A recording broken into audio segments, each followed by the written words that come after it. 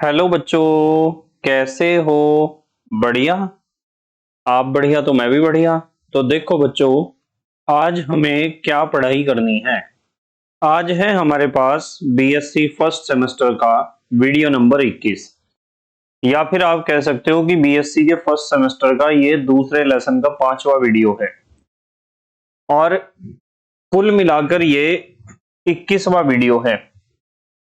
और इससे पहले 20 वीडियो आपको प्लेलिस्ट में भी मिल जाएंगे, नीचे डिस्क्रिप्शन में भी मिल जाएंगे, और कुछ समय बाद आई बटन में भी लिंक आ जाएगा, जहां आप बीएससी केमिस्ट्री के फर्स्ट सेमेस्टर के सभी वीडियोस को देख सकते हो, समझ सकते हो और अपने सुंदर से नोट्स बना सकते हो, जो एग्जाम में आपकी बहुत ज्यादा हेल्प करेंगे। इसी के साथ साथ आपको नीचे डिस्क्रिप्शन में पीडीएफ नोट्स का लिंक भी मिल जाएगा, और आप पीडीएफ नोट्स के लिए टेलीग्राम पर भी सर्च कर सकते हो KMD सहारनपुर। तो देखते हैं आज का हमारा टारगेट क्या है।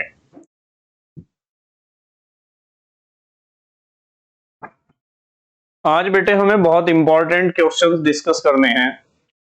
इलेक्ट्रॉनिक विन्यास पर आधारित प्रश्न, जो हम कल आपबाहु नियम पढ़ रहे थे, उसमें हमने सीखा था कि किसी भी एलिमेंट का यदि एटॉमिक नंबर हमें पता है, यानी परमाणु क्रमांक हमें पता है, तो हम उसका SPDF में इलेक्ट्रॉनिक विन्यास कैसे लिखते हैं।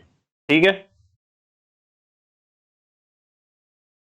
तो उसके ऊपर आधारित कुछ क्वेश्चंस हमें आज करने हैं, जो बहुत इंपॉर्टेंट हैं। और ये समझ लेना कि एग्जाम में इनमें से क्वेश्चन जरूर आएगा, पक्की बात है बिल्कुल। ठीक है, तो पहला क्वेश्चन है, निम्न एटॉमिक नंबर्स पर एलिमेंट्स के इलेक्ट्रॉनिक कॉन्फ़िगरेशन लिखिए। जैसे एक एलिमेंट है जिसका एटॉमिक नंबर 17 है, उसका इलेक्ट्रॉनिक कॉन्फ़िगरेशन लिखना है 24 का, 29 का, 47 का, 50 का, 54 का और 58 का और 79 का, यानी 79 का। इनके हमें इलेक्ट्रॉनिक कॉन्फ़िगरेशन लिखने हैं सबके SPDF में। अब देखो, SPDF में जब इलेक्ट्रॉनिक कॉन्फ़िगरेशन लिखना होता है, तो आपको सबको पता है कि हमें पता होना चाहिए कि सबसे पहले तो होते हैं हमारे पास एस उपकोष होता है। पहली कक्षा में कौन सा उपकोष होता है? एस उपकोष। तो यहां हम लिखते हैं कि पहली कक्षा में तो हमारे पास एस उपकोष है, और दूसरी कक्षा में थोड़ा इधर लिखते हैं, पहले ऑर्बिट में तो हमारे पास एस सबसेल है, एस उपकोष है। दूसरे में हमारे पास SB है और PB है। तीसरे ऑर्बिट में हमारे पास S है, P है और D है। चौथे ऑर्बिट में हमारे पास S है, P है, D है और FB होता है। पांचवे में भी ये चारों होते हैं, 5S, 5P, 5D और 5F। छठे में 3 बचेंगे, 6S, 6P, 6D और सातवें में बचेंगे 2, 7S और 7P। अब यहां एक बात और समझनी है हमें, कि मैंने आपको सिखाया था कि पहली बारी में क्या होता है कि एक एक उपकोष कटते हैं, दूसरी बारी में 2-2 कटते हैं, तीसरी बारी में फिर 3, फिर 3 और चौथी बारी में 4 और फिर 3, ऐसे। और तीर के निशान सबके लगते हैं नीचे की तरफ। और मैंने आपको बताया था कि इलेक्ट्रॉन भरने शुरू करने हैं, तो आप यहां से तो करोगे स्टार्टिंग, इस जगह से, यहां से, ठीक, और यहां पे आप एंड करोगे। और सबको पता है एस में कितने इलेक्ट्रॉन आते हैं? 2। इन सब में 2-2 इलेक्ट्रॉन भरे जा सकते हैं। पी में आते हैं 6-6 इलेक्ट्रॉन, डी में 10-10 और एफ में 14-14। तो अब देखते हैं, इन्होंने सबसे पहले हमारे से किसका पूछा है? 17 का। तो हमें 17 इलेक्ट्रॉन भरने हैं। यहां लिखते हैं 17 इलेक्ट्रॉन भरेंगे। 2 2 4 और 6 10 और 2 12 और 5 17। तो लास्ट में आएगा 3p5, 1s2 2s2 2p6 3s2 3p5। यहां लिख देते हैं 1s2 2s2 2p6 3s2 और 3p5।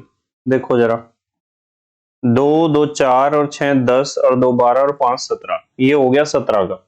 हमने यहां से देख के पहले इसे भरा, फिर इसे भरा, फिर इसे भरा, फिर इसे भरा, और 3p में लिखे हमने 5। 17 के बाद क्या दिया इन्होंने? 24। देखो 24 को देख लो, अब 24 भरने हैं। 24 अपवाद है, मैंने आपको बताया था। 24 भरने हैं। 2 2 4 और 6 10 और 2 12 और 6 18 और 2 20 और 4 24। यानी 4s2 3d 4 तक आना चाहिए, 3d 4 तक। देखो 1s2 2s2 2p6 3s2 3p6 4s2 कितने हुए? 2 2 4 6 10 और 2 12 6 18 2 20। 4s2 4s2 कहाँ है? ये है 4s2 के बाद 3d4 आना चाहिए यहाँ। ठीक है, पर आपको एक बात का पता है कि डी में कितने इलेक्ट्रॉन हैं? 4। 4 में ना तो डी भरता है पूरा और ना ही भरता है आधा। इसलिए डी को 4 से यदि डी में 5 इलेक्ट्रॉन हो जाए तो डी आधा भर जाएगा। आखिरी एस का एक इलेक्ट्रॉन आखिरी डी में चला जाएगा। और होगा क्या? देखो, होगा ये कि हम क्या करेंगे, यहां तो 4 के करेंगे हम 5 इलेक्ट्रॉन, यहां तो 5 हो जाएंगे तो डी 5 में आधा भर जाता है ना। आपको पता है डी में टोटल इलेक्ट्रॉन कितने आते हैं? 10। तो 10 में यदि पूरा भरता है तो 5 में आधा तो भर ही जाएगा। और एस में यहां 2 थे, अब कितने बचे? 1। आखिरी एस का एक इलेक्ट्रॉन आखिरी डी में चला गया। अब इससे डी को तो फायदा हुआ ना। डी में पहले कितने इलेक्ट्रॉन थे? डी में थे पहले 4 इलेक्ट्रॉन। सॉरी, डी में कितने थे? हाँ, 4 इलेक्ट्रॉन थे। और 4 के कितने हो गए? अब 5। 5 होने से ये फायदा हुआ कि डी आधा भर गया है। और आधे भरे हुए उपकोष अधिक स्थायी होते हैं। या तो उपकोष आधा भरा हुआ होना चाहिए या तो पूरा भरा हुआ होना चाहिए। यदि डी में 4 हो ना तो डी में 4 के 5 कर देने चाहिए, एस में से 1 निकाल के। और यदि डी में हो रहे हो 9 तो 9 के कर देने चाहिए 10, एस में से 1 निकाल के। आखिरी एस का एक इलेक्ट्रॉन आखिरी डी में चला जाता है। यदि डी में 4 से 5 करने हो या 9 से 10 करने हो, बस ये 2 बात ध्यान रखनी है आप। अब यहां कुछ बच्चे सोचते हैं कि सर एस को कोई नुकसान नहीं होगा क्या? तो इसका जवाब पता क्या है? यूं बताओ मुझे कि एस में एक कक्षक होता है, एक, इस तरीके से। यदि उसमें 2 इलेक्ट्रॉन हैं तो वो पूरा भर रहा, और पूरा भरा हुआ उपकोष स्थायी होता है।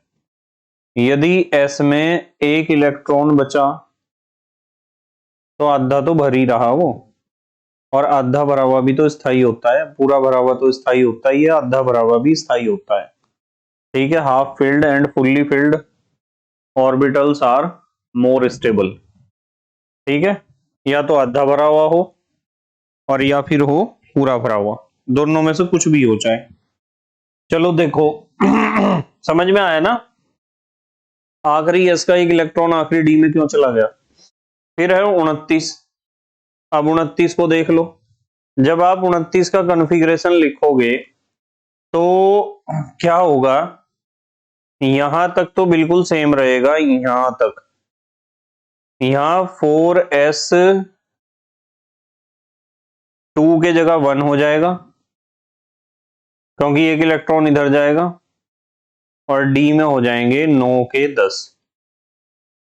ठीक है, ये इलेक्ट्रॉनिक कॉन्फ़िगरेशन होगा। देखो 2 2 4 6 10 और 2 12 6 18, 18 और 1 19 और 10 29। कॉपर होता है ना ये 29। ये भी अपवाद है, ये 24 भी अपवाद है, 29 भी अपवाद है, आप बाहु नियम का। 29 के बाद है 47। तो 47 का जब इलेक्ट्रॉनिक विन्यास आप लिखोगे 47 ये भी अपवाद है, मैं बता रहा आपको। 47 भी। यहां तक कितने हुए हमारे, यहां तक देखते हैं पहले कितने हुए। 1s2 2s2 2p6 3s2 3p6 4s2 3d10। देखो कहाँ है 4s2 3d10, कितने हुए यहां तक देखो। यहां तक हुए थे 2 2 4 6 10 और 2 12 और 6 18, 18 और 2 20 और 10 30 हो गए। 3d10 यहां तक पहुंच गए हम 30। 3d10 फिर क्या होगा 4p6। 3d10 के बाद आया 3d10 के बाद आया 4p6। ठीक है, अब देखो यहां एक बात सुनो, 5s कितने हो गए थे, 2 2 4 6 10 और 2 12 6 18 और 2 20 10 30 और 6 36, 4p6 पे 36 हुए। फिर 5s2 लिखो, 5s2 38। फिर उसके बाद 4d9। ठीक है, अब देखें जरा, 38 तो ये हुए थे हमारे पास, 38 में 9 जोड़ोगे तो कितना हो जाएगा, 47 हो जाएगा ना।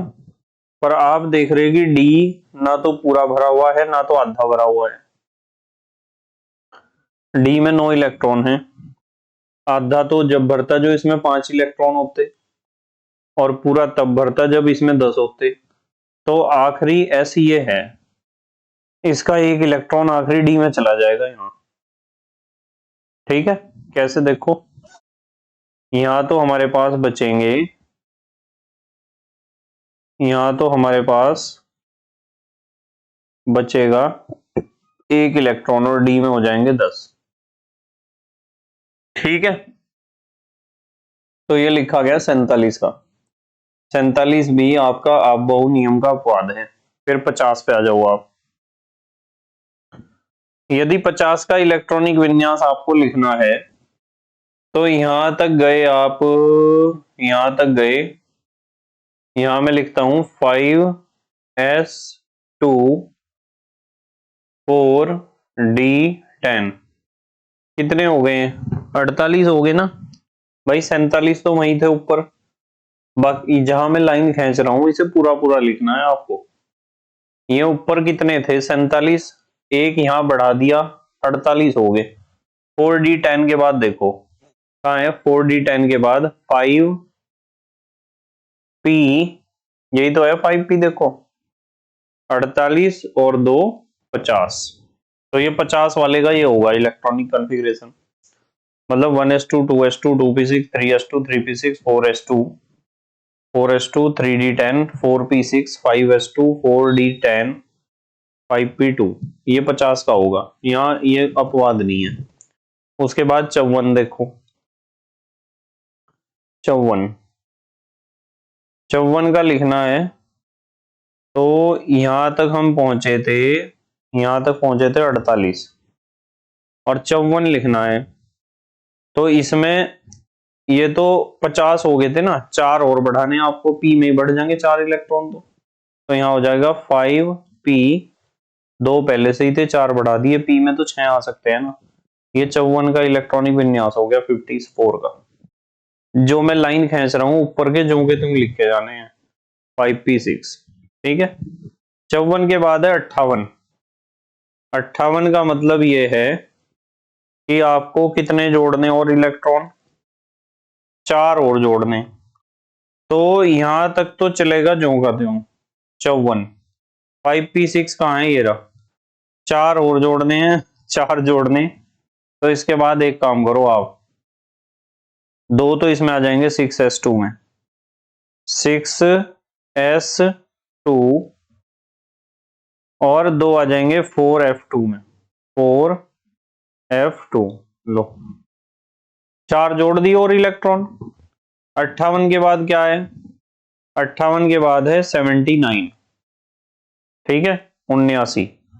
79 भी अपवाद है, ध्यान रखना, 79 भी अपवाद है आप बहु प्रिंसिपल का।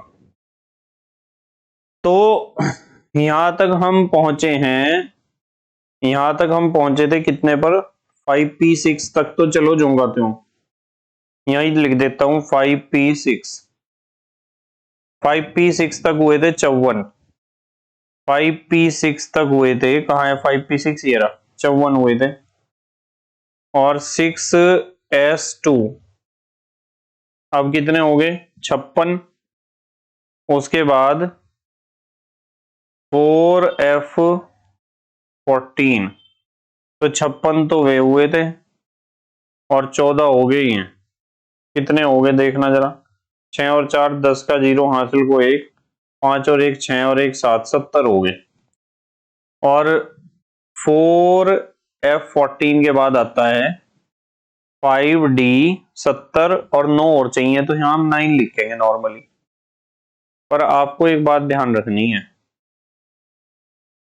आपको बात ये ध्यान रखनी है कि, एक मिनट रुक जाओ जरा,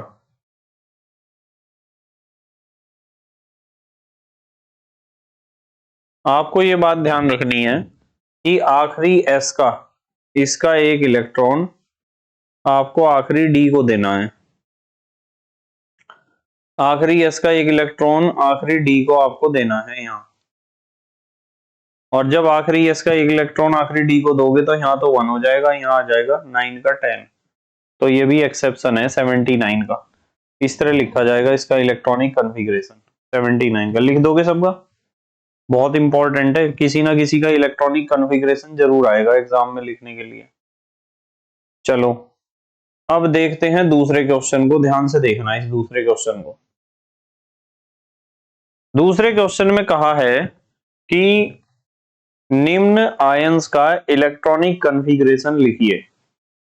Al triple positive, K positive, Fe double positive, Cu double positive, Zn double positive, Br negative, Au triple positive.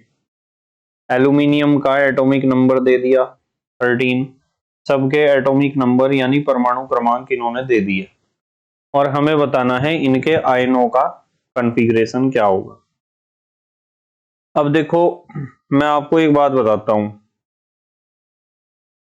आपको जब भी किसी कैटायन का यानी धनायन का इलेक्ट्रॉनिक कॉन्फ़िगरेशन लिखना है तो उसे लिखने से पहले हमेशा जो आपका सिंपल एटम है ना उसका इलेक्ट्रॉनिक कॉन्फ़िगरेशन जरूर लिख लेना है हमें। कभी भी किसी भी कैटायन का यानी धनायन का इलेक्ट्रॉनिक कॉन्फ़िगरेशन डायरेक्ट नहीं लिखना चाहिए, उससे पहले आपको एक सिंपल एटम जिसके ऊपर कोई चार्ज नहीं है, जो कोई आयन नहीं है, उसका इलेक्ट्रॉनिक कॉन्फ़िगरेशन जरूर लिख लेना चाहिए। जैसे एल्यूमिनियम का इन्होंने परमाणु क्रमांक दिया था 13, ठीक है, एटॉमिक नंबर दिया था 13, तो 13 का हम पहले इलेक्ट्रॉनिक कॉन्फ़िगरेशन लिखेंगे 1s2 2s2 2p6 3s2 3p1 लिख दिया हमने आप बहु नियम से। अब हमें देखना है कि Al ट्रिपल पॉजिटिव का इन्होंने पूछा था, इसमें से 3 इलेक्ट्रॉन निकालने हैं। तो 3 इलेक्ट्रॉन जब आपको निकालने हैं तो बाहरी कक्षा कौन सी है? तीसरी कक्षा। एक तो ये वाला इलेक्ट्रॉन निकलेगा, तीसरी का, और दो ही है। तो कहां तक बचेगा? जब इतना हिस्सा साफ हो गया पूरा, बचा क्या? ये बचा, यहां से लेके यहां तक। तो Al ट्रिपल पॉजिटिव का कॉन्फ़िगरेशन हो जाएगा 1s2 2s2 और 2p6, बस यही होगा। अब इसी तरीके से K का एटॉमिक नंबर 19 होता है। इसका इलेक्ट्रॉनिक कॉन्फ़िगरेशन जब हम लिखते हैं 19 का 1s2 2s2 2p6 3s2 3p6 4s1 हो जाता है।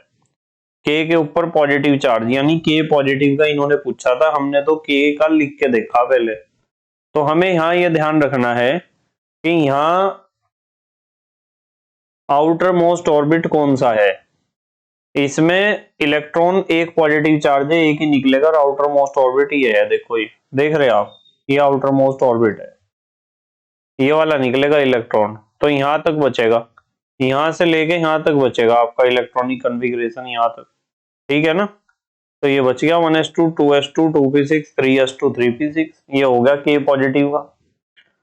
K पॉजिटिव के बाद देखो, K पॉजिटिव के बाद देखना है Fe26। Fe डबल पॉजिटिव का पूछा ना इन्होंने। Fe26 का जब हम लिखते हैं 1s2 2s2 2p6 3s2 3p6 4s2 3d6 होता है। तो आप यहाँ दो तरीके से समझ सकते हो। देखो, अब तक तो जो दो हमने इसके क्वेश्चन सॉल्व करे, इसमें तो कोई प्रॉब्लम नहीं हुई, पर यहाँ प्रॉब्लम आती है बच्चों को। नॉर्मली बच्चे क्या करते हैं, Fe डबल पॉजिटिव का जब इलेक्ट्रॉनिक कॉन्फ़िगरेशन लिखना हो तो इसमें से देखते हैं कि सबसे लास्ट वाले हैं डी के 6 इलेक्ट्रॉन में से दो निकाल देते हैं। नहीं, जब डी में इलेक्ट्रॉन प्रवेश कर जाते हैं ना, तो प्रभावी नाभ की आवेश बढ़ जाता है और डी हो जाता है बहुत ज्यादा स्टेबल। इसमें से इलेक्ट्रॉन निकालना मुश्किल है फिर। या तो आप इस तरह समझो, और या फिर इस तरह समझो कि यूं देख लो कि बाहरी कक्षा कौन सी है, आउटर मोस्ट ऑर्बिट। ये तो तीसरी कक्षा का डी है। तीसरी कोई बाहरी कक्षा थोड़ा ही होती है, तीसरी से पहले ये है चौथी कक्षा। और Fe के ऊपर डबल पॉजिटिव चार्ज है, दो निकलने हैं इलेक्ट्रॉन। चौथी कक्षा बाहरी कक्षा है, इसमें से ही दो इलेक्ट्रॉन निकलेंगे, तो ये गायब हो जाएंगे। क्या बचेगा? 3p6 के बाद सीधा 3d6। देखो 3p6 3d6, बाहरी कक्षा में से इलेक्ट्रॉन निकाल ले जाते हैं नॉर्मली, ध्यान रखना। अब आ जाओ आप इसके फोर्थ पार्ट पे। कॉपर डबल पॉजिटिव पूछा था, कॉपर का परमाणु क्रमांक दिया था 29। तो पहले 29 का, अब अबोव नियम का अपवाद है ना ये, इसका कॉन्फ़िगरेशन लिखेंगे 1s2 2s2 2p6 3s2 3p6 4s1 3d10। आखिरी s का एक इलेक्ट्रॉन आखिरी d में गया हुआ है स्टेबिलिटी प्रोवाइड करने के लिए। अब Cu के ऊपर डबल पॉजिटिव चार्ज है, तो एक तो इलेक्ट्रॉन चौथी कक्षा में एक ही है, एक तो यहां से निकलेगा और एक निकल जाएगा यहां से, तो ये तो गायब, और यहाँ 3d9 बचेगा लास्ट में। देखो, ये है Cu डबल पॉजिटिव का इलेक्ट्रॉनिक कॉन्फ़िगरेशन। तो जब भी किसी धनायन का आपको इलेक्ट्रॉनिक कॉन्फ़िगरेशन लिखना है, तो आप उस धनायन का इलेक्ट्रॉनिक कॉन्फ़िगरेशन कभी भी डायरेक्ट न लिखें। इस चीज का ध्यान रखना है आपको। धनायन का इलेक्ट्रॉनिक कॉन्फ़िगरेशन लिखने से पहले आप उसके परमाणु का, उसके एटम का इलेक्ट्रॉनिक कॉन्फ़िगरेशन जरूर लिख लें, और फिर देखें कि बाहरी कक्षा कौन सी है, किसमें से इलेक्ट्रॉन हमें निकालने हैं।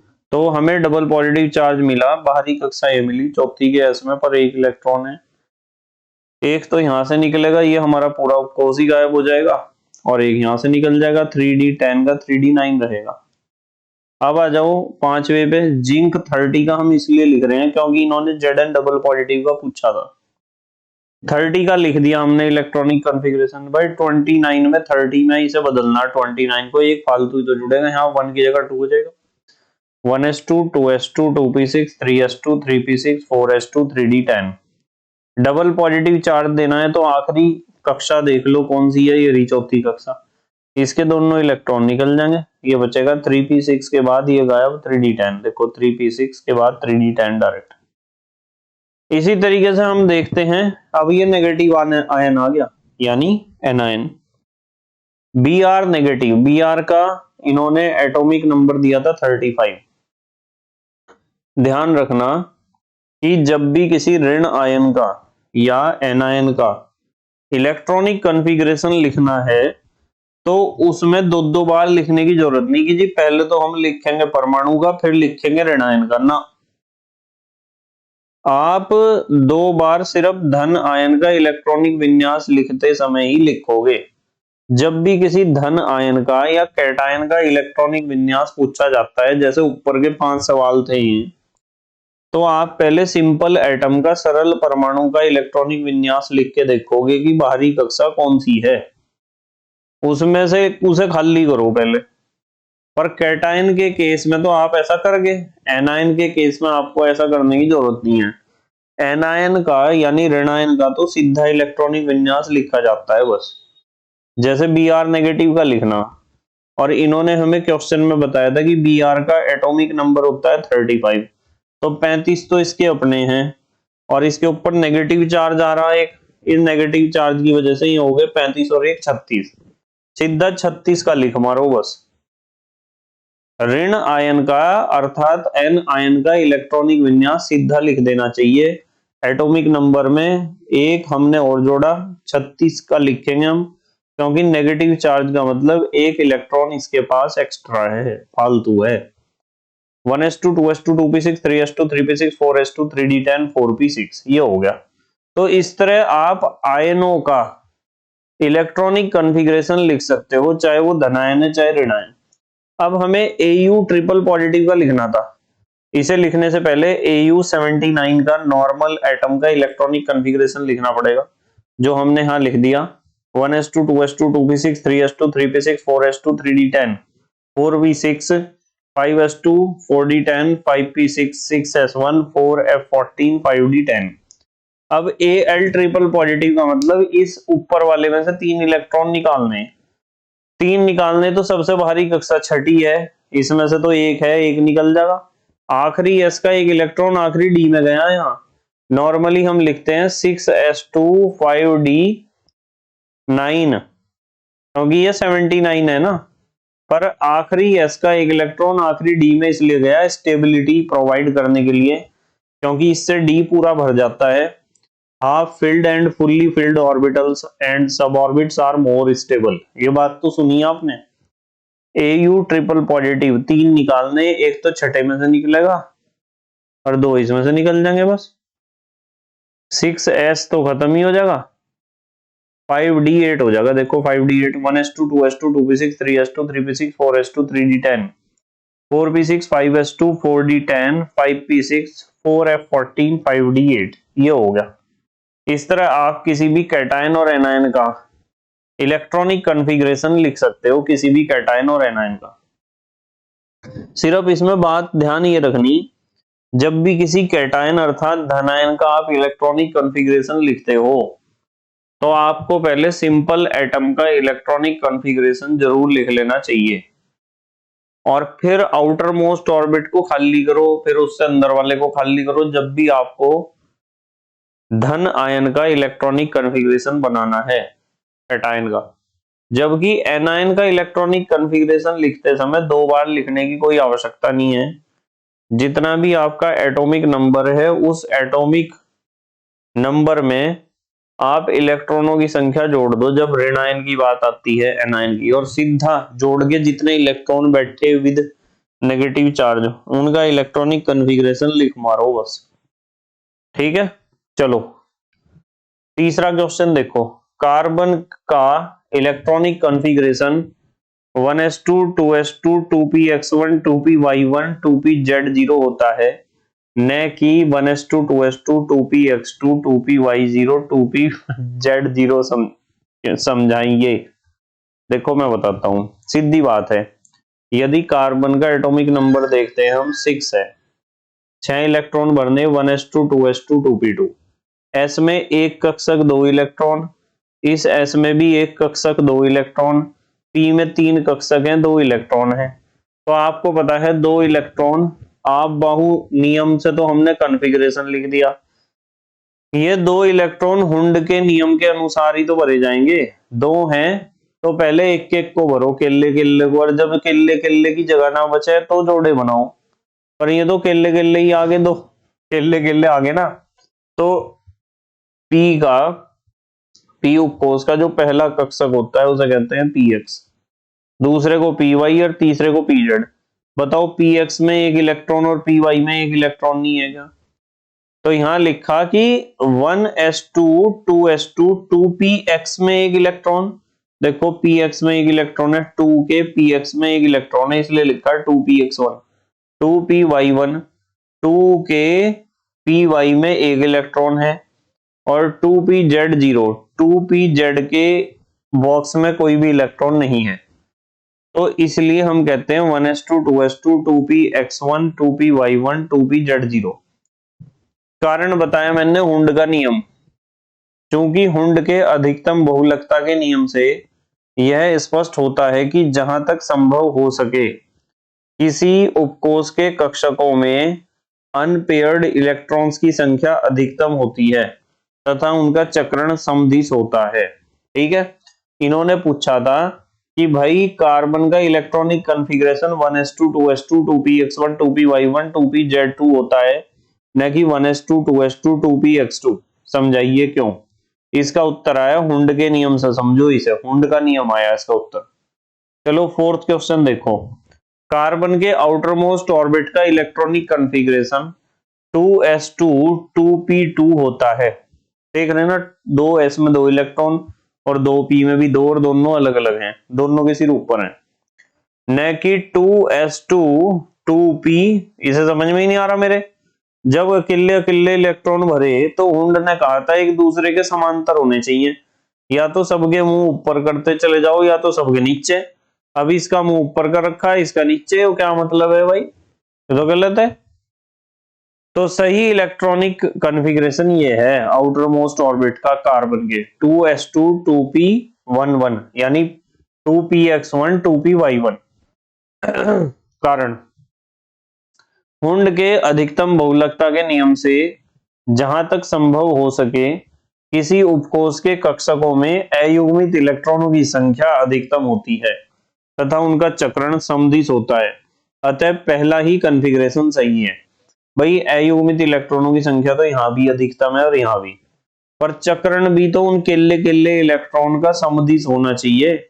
इनके दोनों के इस मुंह ऊपर की तरफ को हो रहे, बताइए इसके दोनों के ऊपर की तरफ को हो रहे क्या? नहीं तो। ठीक है ना, तो इसलिए पहला कॉन्फ़िगरेशन सही है। अब आते हैं पांचवें क्वेश्चन पर।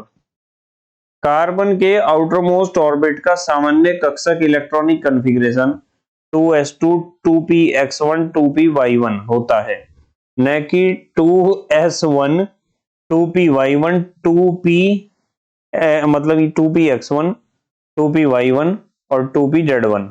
समझाइए, मतलब ये सही है और ये गलत है। अब आपको चलना पड़ेगा आप बहु नियम से। भाई पहले तो 2s पूरा भरेगा, क्योंकि 2s की ऊर्जा कम है, इसे पूरा भरो, और इसके पूरा भरने के बाद ही 2p में इलेक्ट्रॉन आएंगे। और यहां इन्होंने क्या करा? यहां इसे पूरा भरा नहीं, इनमें भर दिए इलेक्ट्रॉन। भाई हुंड का नियम तो किसी एक उपकोष के कक्षकों पर ही काम करता है, किले पे थोड़ा ही करेगा काम, या सारों पे मिलजुल के थोड़ा ही काम करेगा। तो यहां यूं कहा कि आप बहु ये पूछ रहे कि कार्बन के आउटर मोस्ट ऑर्बिट का सामान्य कक्षक इलेक्ट्रॉनिक कॉन्फ़िगरेशन ये होता है, न कि ये। समझाइए। आप बाहु के नियम के अनुसार किसी एटम के उपकोषों में इलेक्ट्रॉन का प्रवेश ऊर्जा के बढ़ते क्रम में होता है। समझ रहे? मतलब आप बाहु ने यूं कहा था कि किसी भी परमाणु के जो जो उपकोष है ना, सब ऑर्बिट या सब सेल, उनमें इलेक्ट्रॉन जो प्रवेश करते हैं वे एनर्जी के बढ़ते क्रम में होते हैं प्रवेश उनका। अर्थात पहले वह उपकोष बढ़ता है जिसकी ऊर्जा कम होती है, अतः पहले वाला कॉन्फ़िगरेशन सही है। ये सही है वो कॉन्फ़िगरेशन, ये तो गलत है। पहले तो मैं यूं कह रहे 2s को भरो ना, जब तो 2p को भरियो। ये 2s का पेट भरा नहीं, 2p को पहले भरने चल दिए। समझ में आई ना बात? इसी तरीके से इसे देखो जरा, क्वेश्चन को सेम है। क्रोमियम की बाह्यतम कक्षा का सामान्य कक्षक इलेक्ट्रॉनिक विन्यास 3d5 4s1 होता है, न कि 3d4 4s2। ये कॉन्फ़िगरेशन इसलिए सही है क्योंकि आखिरी s का एक इलेक्ट्रॉन आखिरी d में पहले से ही गया हुआ है, और यहाँ आखिरी s का एक इलेक्ट्रॉन आखिरी d में गया ही नहीं है। तो डी तो 4 हो गए डी के पास, डी ना तो पूरा भर रहा ना तो आधा भर रहा, जबकि यहाँ डी आधा भर गया और आधा भर गया तो स्थायी हो गया। तो इसलिए आपको पता है कि यहाँ कंसेप्ट लगा half filled and fully filled orbitals या सब ऑर्बिट्स आर मोर स्टेबल। ठीक है, मैं यूं कह रही कि क्रोमियम की बाहरी कक्षा का इलेक्ट्रॉनिक विन्यास 3d5 4s1 है, न कि 3d4 4s2। अब देखो इसका रीजन क्या है। रीजन यू है, चूंकि आधे व पूरे भरे हुए सब सेल अधिक स्टेबल होते हैं, अतः डी को आधा भरने के लिए अंतिम s का एक इलेक्ट्रॉन अंतिम d में चला जाता है, अतः 3d5 4s1 सही है। आखिरी s का एक इलेक्ट्रॉन आखिरी d में चला जाएगा, जब d यह पूरा स्टेबिलिटी इसके अंदर आएगी। चलो 7वां क्वेश्चन देखो। कॉपर की बाह्यतम कक्षा का सामान्य कक्षा की इलेक्ट्रॉनिक विन्यास 3d10 4s1 है होता है, न कि 3d9 4s2। सेम बात है, आखिरी s का एक इलेक्ट्रॉन आखिरी d में आ जाता है। आखिरी s का एक इलेक्ट्रॉन कहाँ जाता है? आखिरी d में। क्यों आ जाता है? इसलिए आ जाता है आखिरी s का एक इलेक्ट्रॉन आखिरी d में,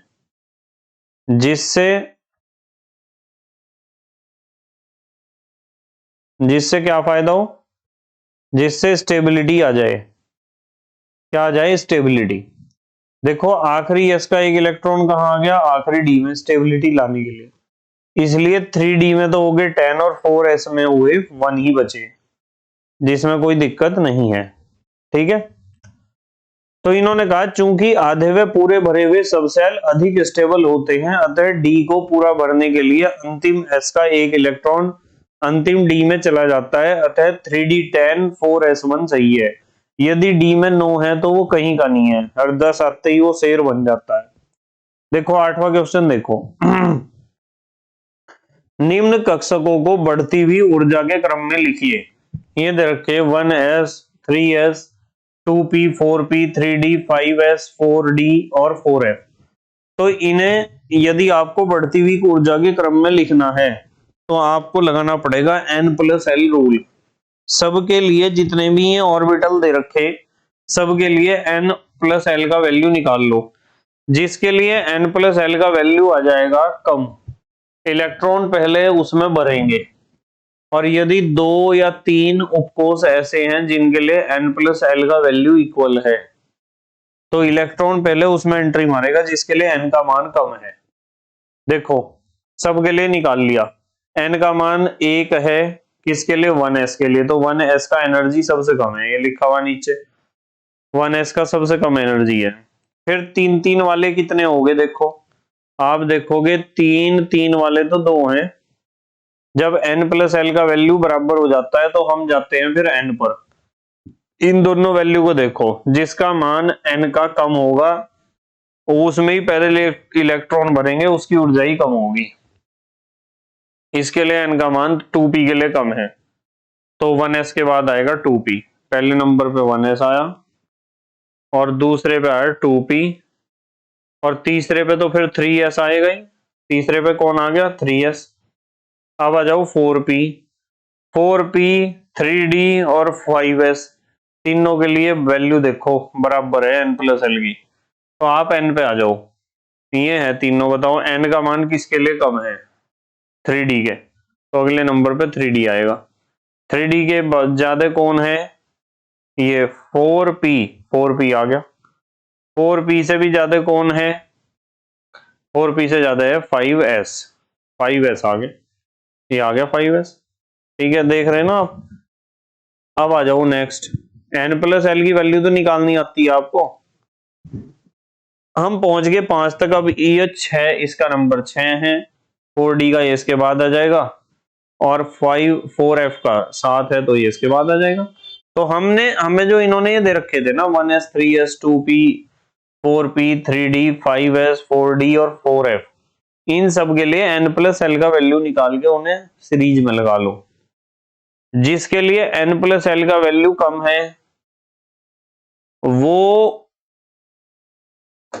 सबसे पहले भरेगा इलेक्ट्रॉनों से, और यदि किन्हीं 2 ऑर्बिटल्स के लिए या सब ऑर्बिट के लिए n+l का वैल्यू इक्वल है तो इलेक्ट्रॉन पहले उसमें भरेंगे या उसकी ऊर्जा कम होगी जिसके लिए n का मान कम होगा।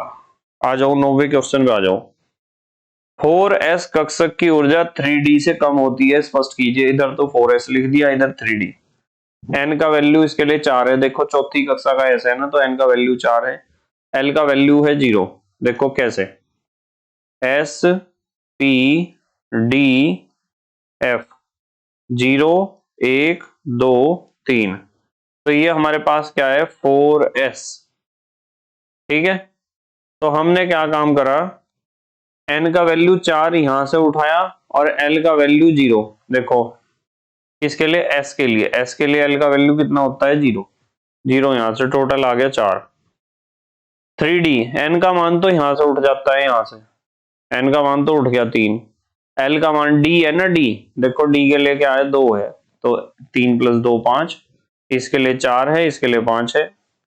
ठीक है, क्योंकि 4s के लिए n + l का मान कम है, अतः 4s की ऊर्जा 3d से कम है। 4 जिसके लिए n + l का वैल्यू कम है उसकी ऊर्जा कम होगी, जब तो उसमें इलेक्ट्रॉन आगे पहले भरेंगे, क्योंकि ऊर्जा क्या होगी, कम होगी। ठीक है बेटे, चलो 10वां क्वेश्चन देखो आप क्या है। 10वां क्वेश्चन है, Fe26 से Fe डबल पॉजिटिव के बनने पर इलेक्ट्रॉन 3d से न निकलकर 4s उपकोष से निकलते हैं, क्यों?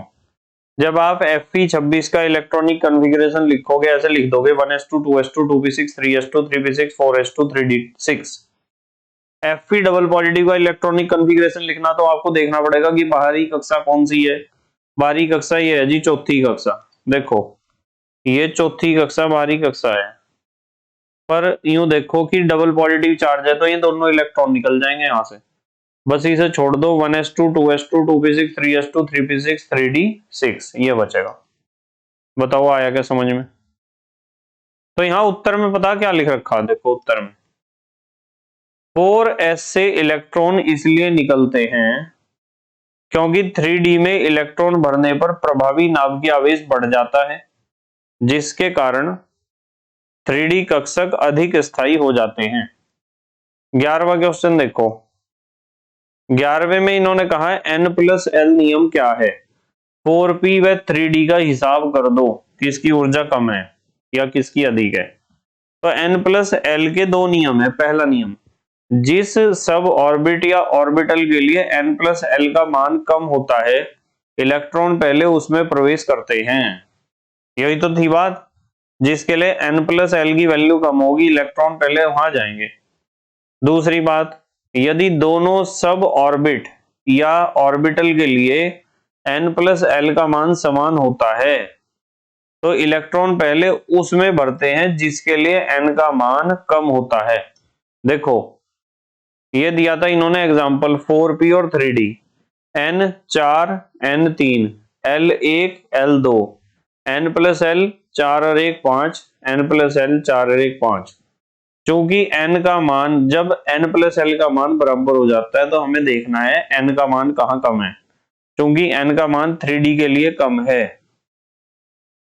इसलिए एनर्जी अर्थात 3d is directly proportional to 4p। समझ में आ रही ना बात? 3d की ऊर्जा कम होगी और 4p की ऊर्जा होगी ज्यादा। 3d की कम, 3d is smaller than 4p, 3d की ऊर्जा कम होगी 4p की ज्यादा होगी, क्योंकि 3d के लिए n का मान कम है, n + l तो दोनों के लिए बराबर आ गया ना।